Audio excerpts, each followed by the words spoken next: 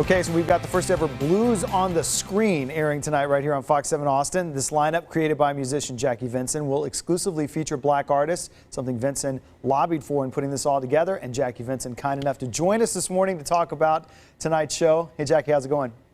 I'm doing good, man. It's nice to see you, even though it's virtual. Good to see you virtually.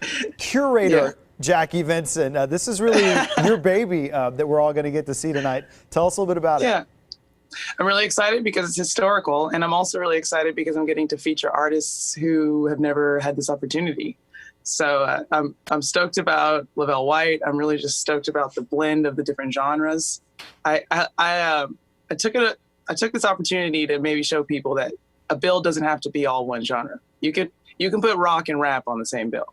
You really can. So I'm excited about that, and you know, I do. We're just gonna have to tune it. I think that's a cool part of it too.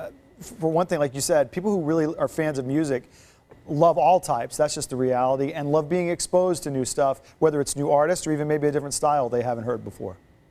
Absolutely, and I think that, you know, maybe there was a time where Blues on the Screen wasn't a huge, giant community event that everybody loves, but you know, now it is, and so now I think going forward, it'll be nice to truly reflect the community. Yeah, and this is about as 2020 a festival as it gets with what we've been dealing with for the last few months, talking about some issues of inequality and trying to address those, and of course, doing it in a manner that we have to do it right now, virtually, as opposed to a gathering that we'd see any other kind of year.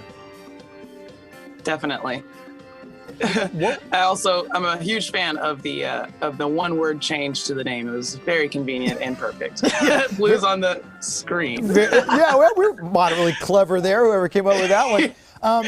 So you talk about curating the festival. You talk about you know, exposing some artists who haven't gotten this shot before, and how many black talented artists we have in here in all different kind of genres. But I would imagine putting this together brought up a traditional program that people in your position would have had. There's too much talent. It's tough to decide who's on, who's not, how this whole thing gets put together. I'm sure you had way too many good artists to choose from.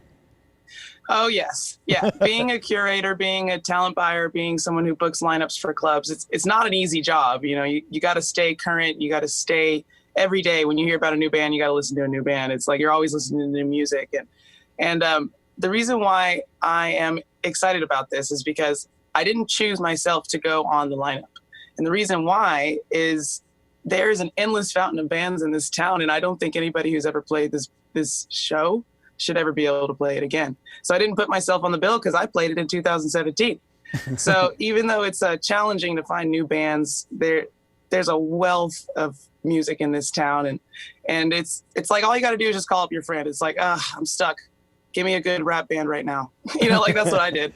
I called up a bunch of different people and I said, hey, I'm stuck. I'm stuck between this and that. What do you think? And I asked a lot of people in the community their opinion, and it was a good time. It was a good process, and I got a lot of help from a lot of music people in the community. That's very cool. And of course, on top of all that, we're hoping to raise some money for some good causes as well. Absolutely. Central Texas Food Bank is a no-brainer, especially in these times with the quarantine, the lockdown, and everybody having a hard time with employment. And then E4 Youth is beautiful because they help children follow their dreams, literally. Let's say a kid is 15 years old and he dreams of being an astronaut. E4 Youth is the kind of nonprofit that helps them find that education, find that path. And it's not just astronauts, it's anybody. E4 Youth helps children accomplish their dreams via education. So it's going to be a really good night for a really good cause. Yeah, very cool. And I would imagine you got but pardon my ignorance on this, especially with our station running this. Is this virtual fest, is it in the can, kind of ready to go now? Are we going to see this all come together live? How are we doing this?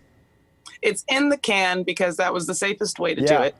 And also it was the safest way to do it to ensure, like, safest way for each of the bands. We had to take a lot of time to sanitize between sets, you know? And also it's the smoothest way for the audience so that, like, something doesn't go wrong and the whole vibe gets shut down. So it's safest and smoothest to be pre-recorded. And we pre-recorded it with very few people in the room. Everyone was wearing masks and everything was sanitized in between each band. So very cool. Well, we're so excited to be able to show it. I can't wait to see it. And I'm sure you've got some, maybe not butterflies, you know it's going to be a good show, but some excitement yourself to see this all come together tonight. I have some butterflies for the positive ripple effect that it's going to cause. Very cool. That's what yeah. Well, we enjoyed getting to spend some time talking to Jackie Venson, curator. We're fortunate enough to get to hear from Jackie Venson, artists, coming up a little bit later on our show. But Jackie, always good to chat with you. We appreciate it. Good to see you. I can't wait to see you in real life again. Can't wait for that too. We look forward to it. All right, thanks.